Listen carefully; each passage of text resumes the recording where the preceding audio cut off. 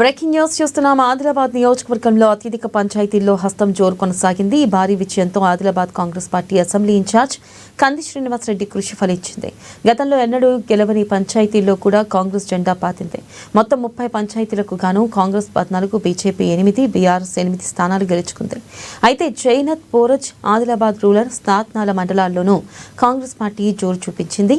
ఈ విజయానికి BRS party కంగుతింది. Adilabad నియోజకవర్గంలో కాంగ్రెస్ ను తిరగలేని విధంగా నిలబెట్టిన ఘనత కంది శ్రీనివాసరెడ్డికి దక్కుతుంది. ఈ సందర్భంగా ఆదిలాబాద్ నియోజకవర్గ ప్రజలకు కంది శ్రీనివాసరెడ్డి కృతజ్ఞతలు తెలిపారు. ఈ విజయంతో నియోజకవర్గంలో కాంగ్రెస్ నెంబర్ 1గా నిలిచింది.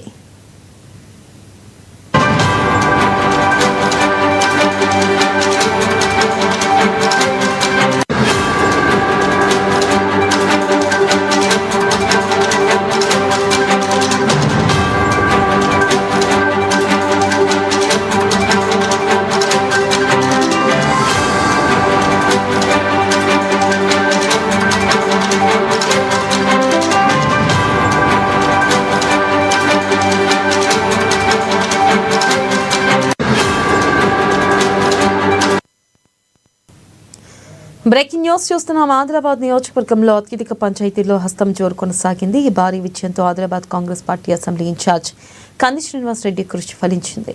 ఇక గతంలో ఎన్నడూ గెలవని పంచాయతీల్లో కూడా కాంగ్రెస్ జెండా పాతింది. దీనిపై మరింత సమాచారాన్ని మా ప్రతినిధి సత్యనారాయణ అందిస్తారు. సత్యనారాయణ. వెన్నెల, గుడ్ మార్నింగ్. అయితే ఇప్పుడైతే కాంగ్రెస్ పార్టీలో కంది శ్రీనివాసరెడ్డి వచ్చిన తర్వాత ఇక్కడ కాంగ్రెస్ పార్టీకి అయితే ఒక ఊపు వచ్చినట్టుగా అయితే కనిపిస్తోంది. ఎందుకంటే ఈ ఇటీవల అంటే తాజాగా జరిగినటువంటి సర్పంచ్ గ్రామ పంచాయతీ ఎన్నికల్లో ఆయన ఏదైతే ప్రభావం అయితే ఖచ్చితంగా కనపడుతోంది. ఎందుకంటే ఇక్కడ ఎప్పుడు అంటే కొన్ని గ్రామ పంచాయతీలు ఆదిలాబాద్ జిల్లాకు సంబంధించి కానీ ఆదిలాబాద్ నియోజకవర్గానికి సంబంధించి కానీ ఎప్పుడు కూడా కాంగ్రెస్ పార్టీ గెలవనటువంటి కొన్ని గ్రామ పంచాయతీలు కూడా కాంగ్రెస్ పార్టీ హస్తగతం చేసుకోవటం, అంటే కాంగ్రెస్ పార్టీ బలపరిచిన అభ్యర్థులు హస్తగతం చేసుకోవడం.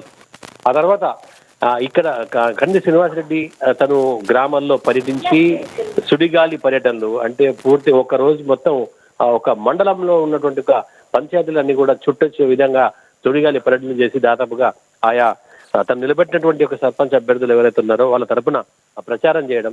ఆ తర్వాత అక్కడ వాళ్ళంతా కూడా విజయ దుందుబి, అంటే ఓవరాల్ గా ఆదిలాబాద్ నియోజకవర్గంలో ఉన్నటువంటి దాదాపు బేలా, జైనత్, ఇటు భోరజ్, సాతనాల, తర్వాత మావల, ఈ నియోజకవర్గ మండలాలు ఏవైతున్నాయో ఈ మండలాల్లో ఉన్నటువంటి గ్రామ పంచాయతీలు 116.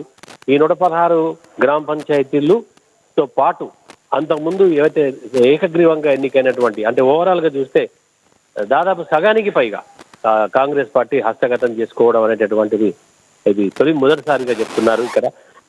ఎందుకంటే ఇంత పెద్ద ఎత్తున అంటే కాంగ్రెస్ ప్రభుత్వం ఏదైతే అధికారంలో ఉంది కాబట్టి ప్రభుత్వం చేపడుతున్నటువంటి అనేక సంక్షేమ పథకాలు అవి ప్రజల్లోకి తీసుకెళ్తున్న తీరు, ఇక్కడ కంది శ్రీనివాసరెడ్డి తన శ్రేణులు ప్రజల్లోకి ఆ యొక్క సంక్షేమ పథకాలని తీసుకెళ్లి ప్రభుత్వం తరఫున ప్రచారం చేయడము, ఆ తర్వాత ప్రభుత్వం చూసి ఆ సంక్షేమ పథకాలు, కంది శ్రీనివాసరెడ్డి పర్యటనలు, ఇవన్నీ కూడా ఇటు సీఎం రేవంత్ రెడ్డి రాక కూడా దానికి తోడుగా ఇవన్నీ కలిపి ఇటు ఇన్ఛార్జ్ మంత్రి జూపల్లి కృష్ణారావు కూడా నియోజకవర్గాన్ని పర్యటించడం, ఇవన్నీ కల్పిస్తే కాంగ్రెస్ పార్టీకి మాత్రం ఒక ఊపు అయితే వచ్చినట్టుగా, కంది శ్రీనివాసరెడ్డి సత్తా అనేటటువంటిది ఏదైతే ఉందో అది తెలిసే విధంగా ఇక్కడ ఒక హవా అయితే, అంటే కాంగ్రెస్ పార్టీకి మాత్రం ఒక హవా కనపడుతోంది. ఎందుకంటే దాదాపుగా సగానికి పైగా గ్రామ పంచాయతీల్లో పార్టీ అభ్యర్థులు సత్తా చాటడం, ఇక్కడ ఇదంతా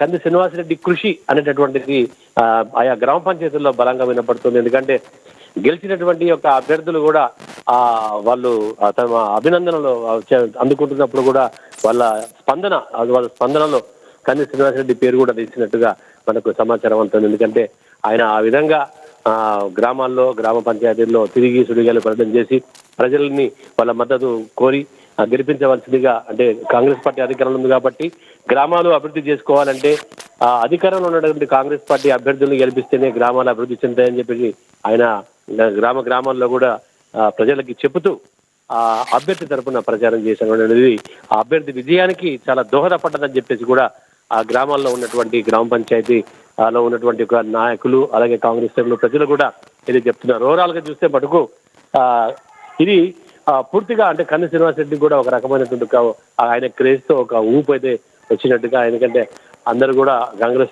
కాంగ్రెస్ పార్టీకి ఒక మంచి రోజులు అంటే ఇదే ఊపు కంటిన్యూ అవుతే రానున్నటువంటి యొక్క ఏవైతే త్వరలో జరిగినటువంటి ఒక స్థానిక ఎన్నికలు ఎంపీటీసీ జెడ్పీటీసీలు, ఆ తర్వాత రాబోయే మున్సిపల్ ఎన్నికలు, అనంతరం వచ్చేటటువంటి మళ్ళీ తిరిగి అసెంబ్లీ ఎన్నికలు, ఈ అన్నిటికి కూడా ఈ సర్పంచ్ ఎన్నికలు అనేది ఒక బూస్ట్ ఇచ్చే విధంగా వచ్చినట్టుగా అయితే ప్రజలు చెప్తున్నారు. ఇదే ఊపుతో ఇదే సత్తాతో వచ్చే ఎన్నికల్లో కూడా సత్తా చాడతామని చెప్పేసి అటు శ్రేణులు అయితే చెప్తున్నటువంటి ఒక పరిస్థితి కనబడుతుంది. వేనేలా రైట్ సత్యనారాయణ, థ్యాంక్ యూ.